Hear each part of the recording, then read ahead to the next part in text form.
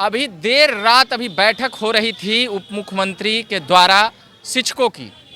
इन लोगों की अपनी अपनी मांगे हैं, उन तमाम मांगों को अभी हम सुनेंगे। दर्जन भर शिक्षकों के साथ लगभग घंटा भर बात किए हैं। क्या कहिएगा? बिहार के युवा उप मुख्यमंत्री श्री सम्राट चौधरी ने बिहार के तमाम नियोजित शिक्षकों को वार्ता के लिए बुलाया, उनके संगठन के लोगों को, और उसके बाद बिहार के शिक्षकों को उन्होंने एश्योर भी किया है कि जिस तरह हम विपक्ष में रहते हुए आपकी उचित और वाजिब मांगों के लिए सड़क से लेकर के सदन तक आंदोलन किया, संघर्ष किया, अब आप अपने अधिकार के लिए संघर्ष कर रहे हैं और हम सत्ता में आ चुके हैं, तो हमारा प्रथम दायित्व बनता है कि हम आपकी उन मांगों को पूर्ण कराने में यथासंभव अपनी पूरी ताकत लगाएंगे। और उन्होंने एश्योर कर दिया है कि हम 1 से 2 दिन में आपकी बात को मुख्यमंत्री तक मांगे क्या थी आप लोगों की? हमारी मांगे थी कि जो भी शिक्षक टीईटी से उत्तीर्ण हैं, जो भी दक्षता से उत्तीर्ण हैं, उनकी सक्षमता परीक्षा की क्या आवश्यकता पड़ गई। काहे डर रहे हैं शिक्षक? बिल्कुल नहीं डर रहे हैं शिक्षक परीक्षा से। तो एग्जाम दे दीजिए।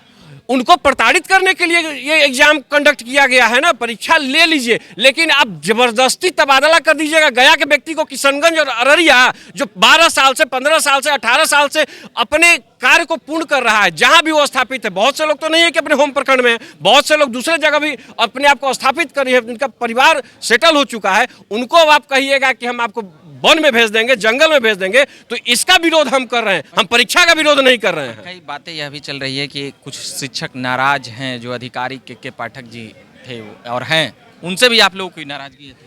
देखिए, अधिकारी की नाराजगी क्या है, विभाग के द्वारा जो असंवैधानिक निर्णय कुछ किए गए हैं उसका विरोध तो हम लोग पूर्व में भी किए हैं। पर उन्होंने एक टाइम और टेबल का जो बनाया कि इतना बजे आना है, इतना बजे जाना है, तो उसको कैसे देखते हैं? देखिए, जो भी टाइम टेबल है पूरे देश में लागू होना चाहिए ना। केंद्रीय विद्यालय शिक्षक नहीं आते थे, इसलिए भी कई नाराज चलते हैं, समय पे जाने पे आने पे, इससे भी नाराज। नहीं, शिक्षक विद्यालय आते हैं, और अगर कह सकते हैं कि शिक्षक नहीं आते थे तो 8 महीने से मानिए के पाठक साहब के दौर में भी अब कैसे अब उंगली उठा सकते हैं कि शिक्षक नहीं आते थे।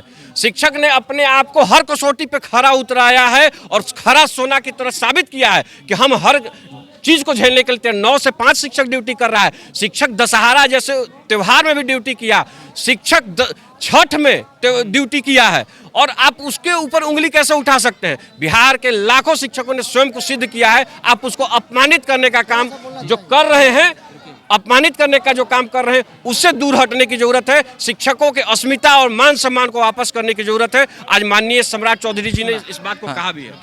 हाँ, क्या बोल रहे थे भैया? हम ये बोलना चाहते हैं, डर क्यों रहे पहले ही हमको बताइए। एग्जाम से बिल्कुल नहीं डरे एग्जाम से, पता चल रहा है। तो इतना एग्जाम दिए हैं, इतना एग्जाम दिए हैं कि हमको उससे कोई फर्क नहीं पड़ता है। हाल ही में मैंने बीपीएससी का एग्जाम भी दिया है, उसमें निकाले हुए, उसमें भी हम निकाले हुए, फिर भी सक्षमता परीक्षा क्यों? अच्छा, बीपीएससी के बाद भी लिया जा रहा है सक्षमता, यानी कि बीपीएससी पर भी सवाल खड़ा किया जा रहा है। बिल्कुल, बीपीएससी जब इतना अच्छा संस्था है, उसके द्वारा परीक्षा लिया गया, उसमें हम क्वालिफाई हैं, तो फिर सक्षमता क्यों लिया जा रहा है? हमको थोड़ा सा एक बात का जानकारी नहीं है। जो बीपीएससी इस बार एग्जाम ली और बहाली कर ली, तो उसके बाद भी मतलब ज्वाइनिंग करा ली, उनका भी परीक्षा हो रहा है? नहीं, ज्वाइनिंग करा ली। अगर विद्यालय चेंज किए हैं तो उनका सक्षमता परीक्षा देना है, नहीं देना है, ठीक है। जो ज्वाइन नहीं किए हैं, अपने जगह पे हैं, उनको सक्षमता परीक्षा देना है। ऐसा क्यों? ठीक है, ये सक्षमता परीक्षा वाला मामला समझ में एक आया।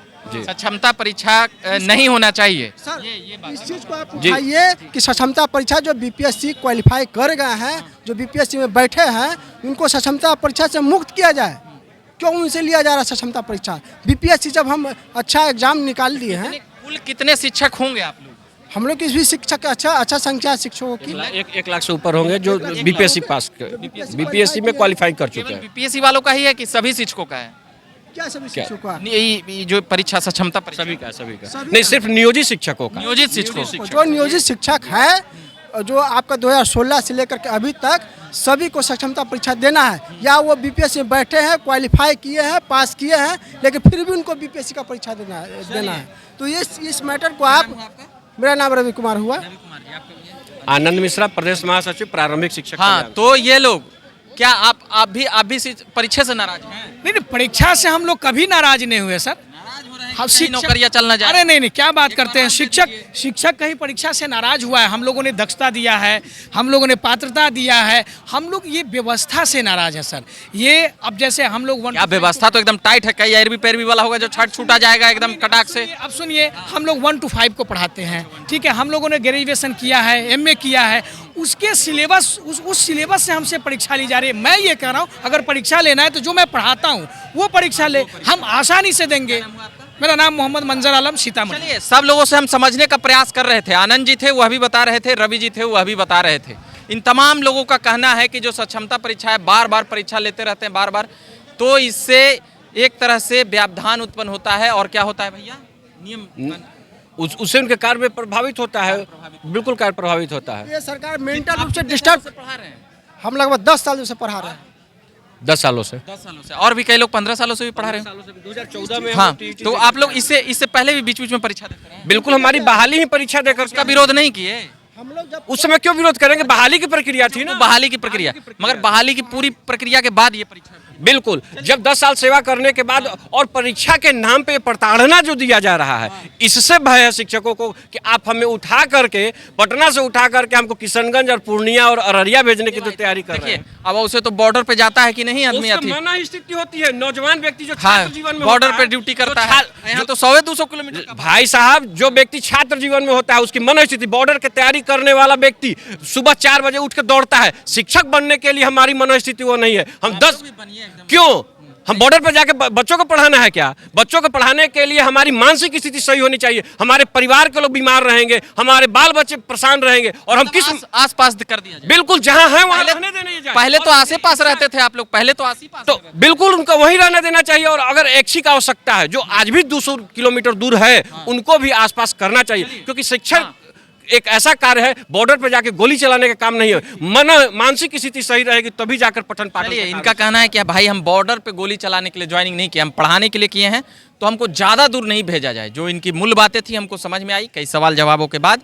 बाकी आप बने रहिए झकास भारत पर। मेरा नाम रविकांत हुआ। हम तमाम कई पॉलिटिकल मुद्दे, अभ्यर्थियों के मुद्दे, और भी जब भी जैसा समय मिलता है हम मुद्दे लाते रहते हैं और सुनाते रहते हैं। धन्यवाद।